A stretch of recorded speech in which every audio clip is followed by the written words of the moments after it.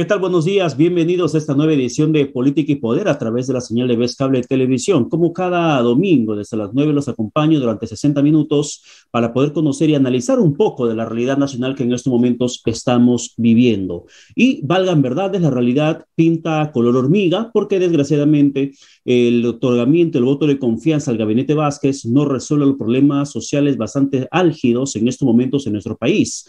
La instalación de mesas de diálogo en ciertos conflictos no resuelve la problemática porque la gente lo que demanda son atenciones urgentes en el tema de negociaciones, en el tema de compensaciones, remediación ambiental, como también la atención en servicios básicos esenciales que desgraciadamente el ministro Eduardo González Toro de Energía y Minas hace unos días en un video difundido terminó echándole toda la culpa a la empresa minera Antamina. Y eso tuvo que ser rectificado en una reunión posterior en la cual participó el propio ministro, ya con Antamina, para que puedan finalmente fumar la pipa de la paz. Y de esa forma intentar entender a la población que durante muchos años está protestando, no solamente en el sur peruano, también en la Amazonía, también en la región Loreto, en Amazonas y en otras partes del país donde hay un generalizado descontento social y todos se agarran de una frase: no más ricos en un país pobre. Es lo que prometió el presidente Castillo y han pasado más de 100 días, que es cierto, no se le puede exigir mayor solución a problemas de antaño,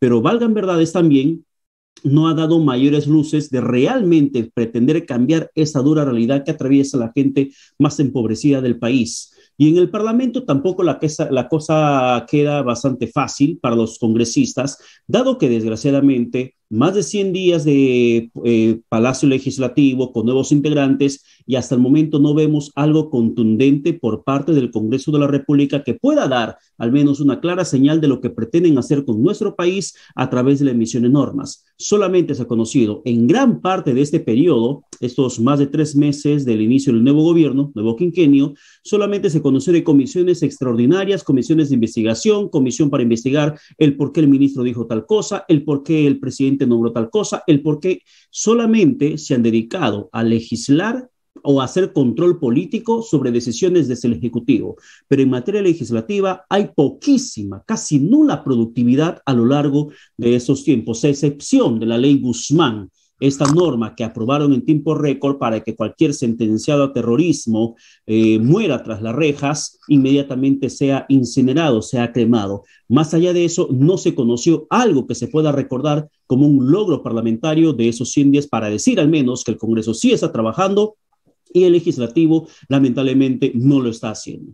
Pero la conclusión final es que ambos poderes del Estado nos tienen a nosotros en el medio, en un limbo total de no saber exactamente qué van a hacer en los siguientes días, si el Parlamento seguirá intentando vacar al presidente como tantas veces se rumorea, o el presidente seguirá intentando cerrar el Congreso como también tantas veces se ha escuchado.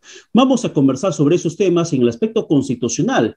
Un punto de quiebre para muchas bancadas ha sido el hecho que, por ejemplo, Mirta Vázquez renuncia al tema de la nueva Asamblea Constituyente o de la nueva Constitución, y la premier Mirta Vázquez no ha renunciado a ello, al contrario, ha dicho que hay que darle el derecho a la población para que pueda finalmente decidir sobre el futuro de la Carta Magna a través de un referéndum y con la recolección de las firmas. Pero realmente juntar firmas a estas alturas va a permitir que se pueda instaurar una asamblea constituyente o elaborar una nueva constitución en el país. ¿Hasta qué punto esta recolección de firmas que la propia ministra Vázquez, presidente del Consejo de Ministros, respalda, es constitucional? ¿Hasta qué punto realmente la gente que va firmando está consciente, segura, convencida de que con eso ya se está cambiando la Constitución? Para hablar de esos temas constitucionales y otros temas en el acontecer político, estamos con nuestro primer invitado de esta mañana, con el doctor Alberto Borea. Doctor Borea, ¿qué tal? Buenos días, bienvenido a Vezcable. ¿Cómo estás, Pedro? Qué gusto estar en Vez Cable otra vez. Realmente es un placer y además es muy grato poder comunicarme con no solamente todo Lima, sino todo el Perú a través de el canal Vez Cable, que es un canal precisamente nacido en una situación de necesidad, pero precisamente para hacer más ricos a los peruanos, lo cual es bueno. O sea, lo que debemos de hacer es, como dice Castillo, no más pobres en un país rico, pero para hacer no más pobres en un país rico, como ha sucedido con el esfuerzo de Vezcable, es que los pobres se esfuerzan, se generan su esfuerzo de trabajo, se van abriendo paso y el tema está en que el Estado no le cierre las posibilidades de que eso suceda. Y precisamente Vez Cable es una demostración de cómo en el Perú puede generarse y puede plasmarse la posibilidad de una riqueza informativa, por ejemplo, a pesar de las dificultades. O sea, los peruanos no es que seamos más. Los peruanos lo que no tenemos que tener es un diseño que conduzca a la pobreza, un diseño en el cual la finalidad, como es el caso de Venezuela o como es el caso de Nicaragua, o como es el caso de Cuba, sea la miseria de todos los peruanos, sino al contrario, pensarnos en grande. Y eso es lo que no sabe hacer ni Castillo ni lo que lo están acompañando. Pero en este momento, doctor Borea, si uno ve, por ejemplo, la principal promesa de campaña que ha sido la nueva constitución, y según desde la bancada del ala serronista, aunque no les guste ese término, de Perú Libre, los que votaron en contra de la investidura de Mirta Vázquez es porque no están respetando el ideario y la parte ideológica del partido de gobierno de Perú Libre, que enmarca primero que nada la nueva constitución. Y asamblea constituyente, recolección de firmas, realmente es un paso que nos va a abrir las puertas a que la gente decida, como la propia Mirta Vázquez está respaldando? Mira, lo que sucede es que hay cosas que son absolutamente lógicas. Por ejemplo, cuando tú vas a operar un cerebro, tú lo primero que haces cuando vas a operar un cerebro es pensar, primero que cuál es hacer un diagnóstico de qué cosa es lo que tiene el enfermo, por dónde vas a entrarle con el bisturí, conforme vas a entrar con los rayos láser, etcétera, etcétera, ¿no es verdad? Es decir, primero piensas y después haces. Es decir, no puedes decir, de frente vamos a ponernos ya, denme el cuchillo y vamos a cortar. Y aquí lo que pretende Castillo y lo que pretende su gente es que sin que el pueblo haya definido durante todo este tiempo para qué y cómo es que se va a hacer supuestamente una constitución, entremos directamente en una discusión constitucional que además no les corresponde a ellos hacerlo, ni les corresponde a ellos el diseño de cómo se va a hacer esa constitución, porque en primer lugar viene dictado por los textos anteriores, tanto por la Constitución del año 1979 como por el texto de 1993, donde se le da la primera oportunidad, como es lógico, al Poder Legislativo, que está conformado por todas las fuerzas de un país, frente a lo que sucede con el Poder Ejecutivo, que está conformado solo por un partido. Fíjate tú, en cuanto se ha votado en la primera vuelta, se formaron dos cosas. El Congreso, 10 partidos o 9 partidos, representando a todos los sectores de pensamiento del país, y el Ejecutivo representando a un solo sector que representa el 10.3% de todos los peruanos. O sea, 89%, 89.7%, no estamos de acuerdo con eso.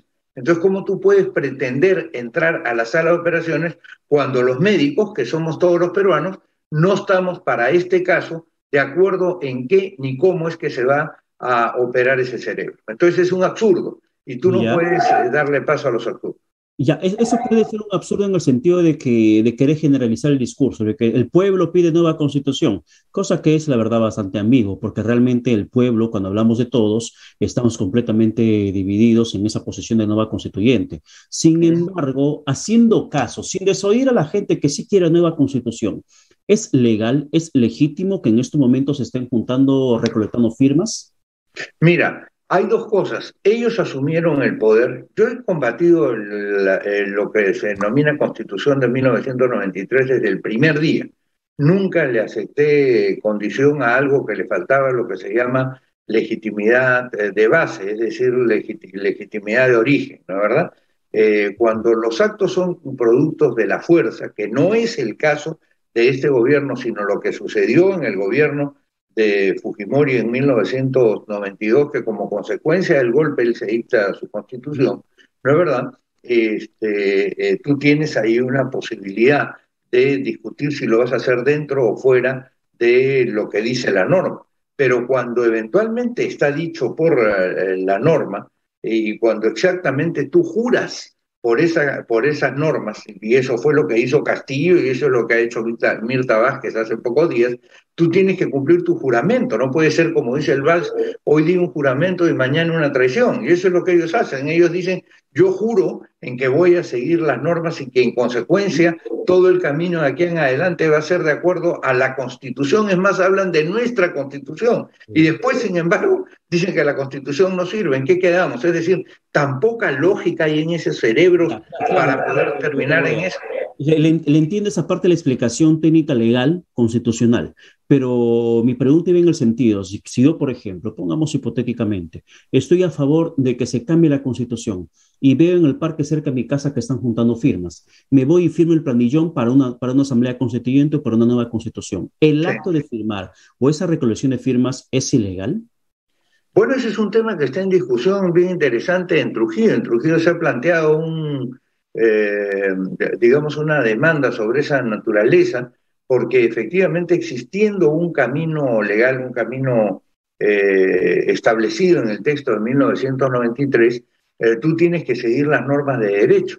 Y por lo mismo, si tú te vas por el costado, si tú te vas por el camino, estás yendo en contra de lo legal, estás yendo en contra de lo que es el sistema jurídico, y tú mismo lo acabas de decir, eso no parece llevar a ningún destino, porque adicionalmente, fíjate Pedro, las personas dicen, hay que hacer una constitución, ¿para qué? A ver, que nos digan, ¿para qué? Porque queremos un país comunista, porque queremos ser iguales que Venezuela y en consecuencia queremos tener las mismas instituciones que Venezuela y que el presidente del Perú tenga los mismos poderes de Maduro, en consecuencia pueda ordenarle a las Fuerzas Armadas o a las Fuerzas del Orden o al pelotón de apoyo a la policía que agarren a palazos y a patadas a los ciudadanos que discrepan, porque eso es lo que pasa en esos países. Entonces, que nos digan que eso quieren y entonces nosotros pensaremos si efectivamente ese resultado es el que queremos.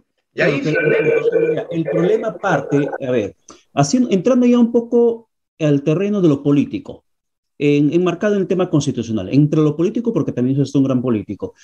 El terreno también no crees que parte desde el o desde el momento en que otras fuerzas políticas lo único que hacen es pretender contradecir o negar lo que plantea el presidente Castillo de una nueva constitución sin siquiera hacer pedagogía constitucional con la población. ¿A qué me refiero en buen cristiano?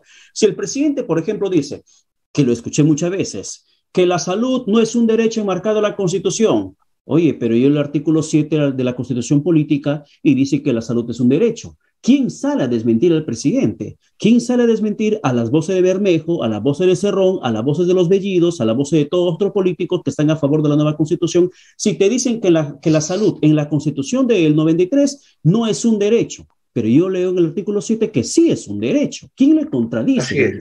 Ese es un muy buen punto.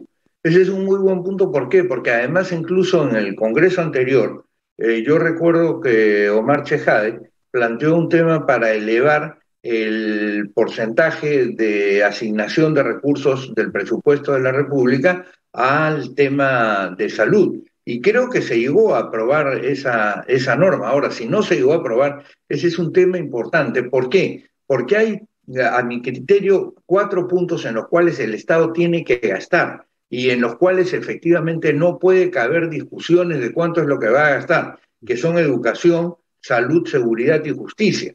Son esos 4 temas en donde tú tienes que decir muy bien, en salud estamos gastando 1.6 o estamos gastando 2.1, pero deberíamos de gastar 4. Ahora, el otro problema y el problema inmenso adicionalmente que tiene este gobierno es que no tiene ninguna capacidad de gestión. Es como si tú le dices, mira, toma 5.000 soles a ver cómo vas a hacer el mes y el tipo sale a la calle y no tiene ni la menor idea de cómo se los va a gastar y es capaz de tirarlos, digamos, en la vereda para ver quién los coge y con eso dice yo hago feliz a la gente, no obstante que lo único que está haciendo es, digamos, un desorden absoluto. Entonces, ahí hay un problema de que el tema constitucional tiene que ir acompañado de la calidad en la gestión. Y yo creo que el Congreso ha tenido una actitud interesante en estos primeros días, si bien tiene la carencia que tú estás señalando, en no haber producido muchas normas legislativas porque ha sido realmente atropellado, vamos a decir de alguna manera,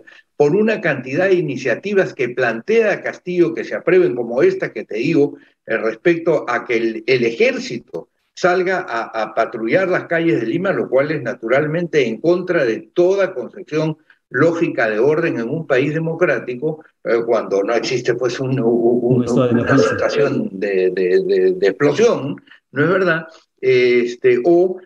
Digamos, la situación de las combis o la situación de todo aquello, el reconocimiento de un sindicato que es un sindicato, digamos, afiliado a las ideas terroristas. Entonces, naturalmente, el Congreso tiene que ejercer una fiscalización, pero también tiene, y esta es la segunda parte que le falta, que pasar a la parte legislativa, la parte de planeamiento. El Congreso está hecho para planificar el futuro, a diferencia del Ejecutivo, que está para hacer que las cosas pasen el día de hoy de acuerdo a lo que quienes planificaron el día de ayer en las leyes le dijeron que tenían que hacer. En consecuencia, yo planteo que el Congreso, y lo acabo de decir en un artículo que ha salido publicado en el semanario de César Hildebrand, que el Congreso sea el que se aboque al tema constitucional, que convoque a la gente a que durante 8 meses o un año empecemos a enviar ideas, qué queremos en salud, qué queremos en educación, qué queremos en relaciones de propiedad, qué queremos que participe el Estado. Sería en el sentido de reformas parciales de la Constitución, casi No, está no, constituido. no, no, de reforma, o sea, en general, vamos a plantear sobre los temas constitucionales, de verdad, qué reformas queremos, y luego se utiliza, digamos, se unifican, digamos, todas estas partes del Lego, todos estos ladrillos de la construcción, tú los vas uniendo, también los puede ir uniendo cada uno de quienes hace la propuesta.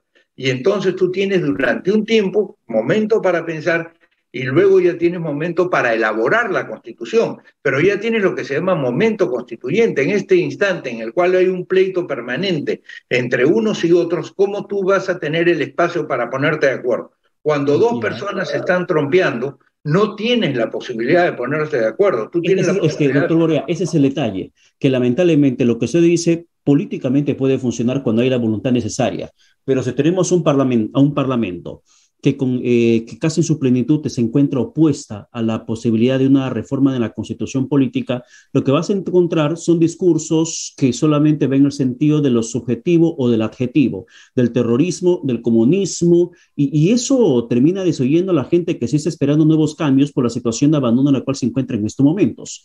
Pero si el sí, Parlamento podría abocarse a eso, ¿de qué se requiere entonces para que se pueda ver una luz al final del túnel? De que se debate un tema de reforma constitucional. ¿Quién tendría que liderar esto en el Parlamento? bueno, nosotros hemos planteado en este artículo que te pido que lo leas, que lo haga precisamente la presidenta de la Comisión de Constitución y el Congreso mismo, que abran un espacio, que abran lo que se denomina un momento constituyente, y que tengan una actitud constituyente.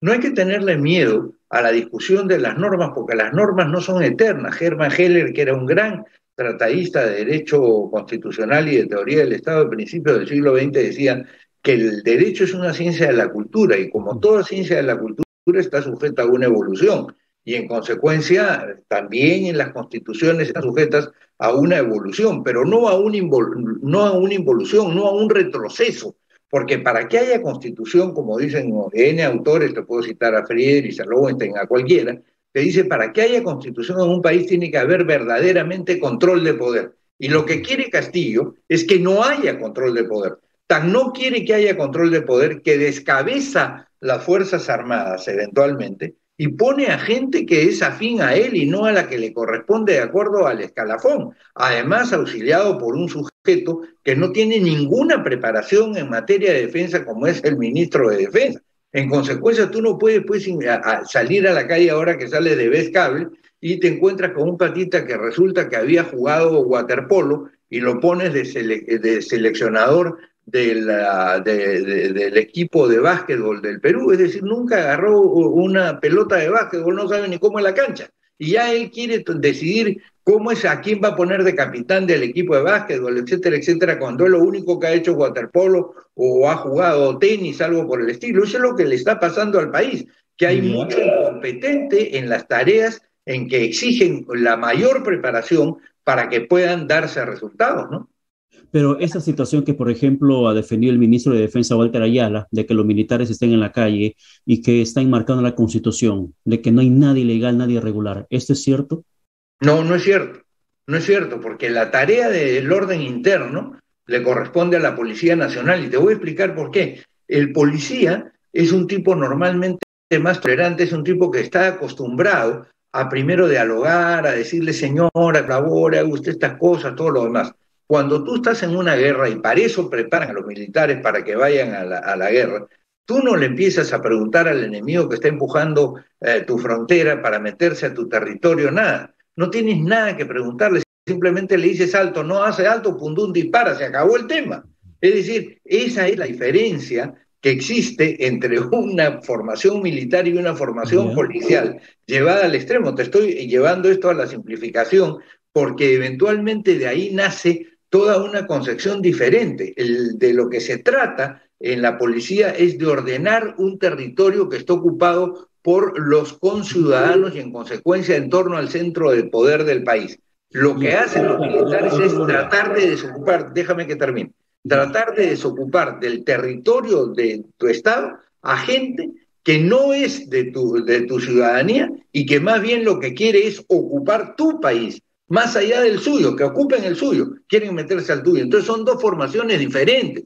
Y eso está establecido en el texto tanto de 1979 como en el texto de 1993. Ayala no sabe ni de lo que habla. Esa es la verdad. Ya, doctor, a ver, le voy entendiendo un poco en el tema legal, pero vayamos también al tema de fondo. En el fondo la gente quiere más seguridad, la gente quiere más protección en las calles y la gente, hay muchos que aplauden, por ejemplo, la presencia de las Fuerzas Armadas en la vía pública porque consideran que así habrá una mayor percepción de seguridad, porque los criminales delincuentes van a escaparse cuando ven a un hombre uniformado con una AKM en la vía pública. Y así se va a evitar que, por ejemplo, sigan asaltando, no sigan robando, no sigan matando por un celular. Esa es la percepción, ese es el tema de fondo. Si la salida de los militares a las calles, a custodiar instituciones públicas importantes, las carreteras, como dispone esa resolución suprema, no es constitucional, entonces, ¿cuál sería la salida para poder complementar la labor policial con la militar, sin escapar de la pretensión del gobierno? Mira, en la historia del Perú y hasta hace muy poco, hasta el primer gobierno de Alan García, existían en la policía tres subinstituciones, vamos a decir de alguna manera, ¿no? La policía de investigaciones, que era la encargada de hacer inteligencia y de analizar qué era lo que estaba pasando en el país. La Guardia Civil, que era la encargada de hacer el orden, de evitar precisamente los asaltos y todas esas cosas que tú estás señalando, y la Guardia Republicana, que era la encargada de custodiar las instituciones de la nación, es decir, los edificios de la nación, las torres de alta tensión. Cuando vino García en su primer gobierno, que fue realmente, y siempre consideré que había sido el peor de la historia democrática del Perú. Bueno, ahora en 3 meses este ya lo está pasando absolutamente, es decir, García está llegando ya segundo, porque primero está Castillo, ¿no es verdad? No tiene ningún resultado. Entonces lo que hay que hacer es otra vez volver a una formación de tipo distinto. ¿Por qué? Porque mucha gente que hoy día aplaude eso y precisamente una persona que está en el proceso político tiene que entender, muy bien, esto puede ser pan para hoy y hambre para mañana. ¿Qué pasa si el día de mañana un militar que no está precisamente preparado para el tema del orden, sino para el tema de repeler la violencia, simplemente considera enemigo o considera persona a la que hay que, digamos, eliminar a cualquiera que a él le parece que está transgrediendo un límite y que efectivamente puede estar transgrediendo un límite, pero que la sanción no puede ser pues la muerte, la sanción no puede ser, digamos, quitarle un órgano, etcétera, etcétera. Entonces la gente y además va a considerar culpable a cualquiera, que es lo que sucede normalmente en un caso de esta naturaleza, porque al militar no le puedes pedir ese discernimiento. En el caso de la policía tienes que pedirle tolerancia, tienes que pedirle advertencia, tienes que pedirle una cantidad de cosas. Por eso el policía siempre se estima y siempre se consideró cuando actúan debidamente como el mejor amigo de la sociedad. Siempre ha habido esa concepción históricamente en la comunidad. Esto está siendo dejado de lado por Castillo y eso es sumamente peligroso porque en realidad lo que vamos a decir es, hoy yo le voy a preguntar a las mamás que mañana van a tener un problema porque su hijo de 20 años que estaba regresando a jugar pelota es confundido con maleante, simplemente vamos a deshacernos de este o lo vamos a tratar de una manera cruel. Vamos a ver cuántos van a empezar a discutir por la escasa vigencia de derechos humanos, ¿no? Y ahora, doctor Borea, para ir cerrando, el tiempo nos va ganando. Ya entiendo cuál es su posición respecto a la gestión del presidente Pedro Castillo, pero una posición proactiva, propositiva, por ejemplo. ¿Qué tendría que hacer el Estado peruano para que pueda manejar mejor los conflictos sociales que en estos momentos están surgiendo? Y me refiero no solamente al tema minero, no solamente al tema petrolero con la población quichua en el Alto Curará y la población ahuajún, achuare en la provincia de Latena del Marañón, en las zonas petroleras de la Amazonía. Me refiero también a los microbuseros, me refiero a los transportistas que este lunes 8 mañana estarán acatando un paro y otras situaciones como los cocaleros. Pareciera ser que las cosas se le escapa de las manos al gobierno del presidente Pedro Castillo. Y si a él le afecta como gestión, a nosotros nos afecta como ciudadanos. ¿Cómo tendría que lidiarse con esos conflictos que están surgiendo en varias partes del país? Bueno, en primer lugar, en el gobierno de Toledo hubo digamos, una división de gente que estaba encargada precisamente de prevenir los conflictos. Es decir, se sabía que iba, porque eso se conoce precisamente por el trabajo de inteligencia que se hace en la sociedad, que hay un problema en la sociedad Guajún, o que hay un problema con los transportistas, o que hay un problema con los mineros. Entonces gente especializada en componer circunstancias, en acercar a la gente, iba primero y trataba de ponerlos en contacto y eventualmente encontraba soluciones. Hoy día no, hoy día los ministros, en vez de ir con agua para tratar de evitar el incendio, van con gasolina y con fósforos para prender el fuego. Es decir, los propios ministros, como hemos visto el ministro de Economía, en vez de tranquilizar a un sector social, lo que van es a echar bombas. Entonces, ¿cómo puedes tú darle paz a un país si quienes están encargados de conducirlo tratan de precisamente azuzar la violencia? Tú no puedes regresar hacia la violencia, es decir, el cambio tiene que ser hacia adelante, no tiene que ser una involución, no tiene que ser una mirada hacia atrás, tiene que ser una mirada hacia adelante sin violencia. Eso se llama evolución. Lo que ellos quieren es una revolución, si es armada mejor. Nosotros lo que queremos, y fíjense ustedes las consecuencias de la revolución armada, simplemente recordando los años de Sendero Luminoso, donde cualquier padre no sabía si iba a poder regresar en la noche a darle un beso a su hijo o a llevarle el pan que le tocaba porque simplemente en el curso del día lo habían matado. Esa es la revolución que hay que evitar. Ese tipo de odio permanente que pretende instalar Castillo con ustedes, contra nosotros, los de la sierra, con los de la costa, los campesinos, contra los industriales, los que están en la fábrica, con los que están criando ganado. Eso es lo que hay que evitar, porque eso no hace un país unido. Y tú lo que necesitas en una sociedad es un país unido. Y eso Castillo no lo está haciendo. Y si Castillo no continúa en eso, yo voy a pedir ahora, delante tuyo en Pescable, una petición en ejercicio del derecho constitucional de petición que tengo y que viene de muchísimas décadas. Del artículo segundo, inciso 17, si no me equivoco, del texto incluso del año 93, dice que todos tenemos el ejercicio del derecho de petición. Pues yo le pido a una autoridad que fue elegida de una manera discutible, pero en fin, autoridad en este momento, que renuncie, y eso se lo puedo pedir directamente, y eso sí está totalmente dentro de lo que es el sistema jurídico del país, y cualquier firma que sea en ese sentido es una firma válida y es una firma que tiene que ser tomada en cuenta por aquel a quien le está dirigiendo la petición. Y valgan verdades, el término de pedir al presidente que renuncie se va haciendo también generalizado porque consideran que la situación en este país está bastante mal y que solamente su salida podría, en el mejor de los casos, apaciguar las aguas bastante bravas que tenemos los peruanos en estos momentos. Doctor Borea, muchas gracias por la conversación. Que tenga buen domingo. Gracias, Pedro, y saludos a todos los televidentes de Pescable. Bien, muchísimas gracias. Ha sido el doctor Alberto Borea conversando con nosotros en estos momentos aquí en Pescable Televisión. Además, conocido y reconocido constitucionalista que nos permite un poco conocer la realidad nacional y más aún desde la posición también como líder de la Unidad Democrática de Centro de nuestro país. Vamos a la pausa y regresamos con más aquí en Política y Poder por Pescable Televisión.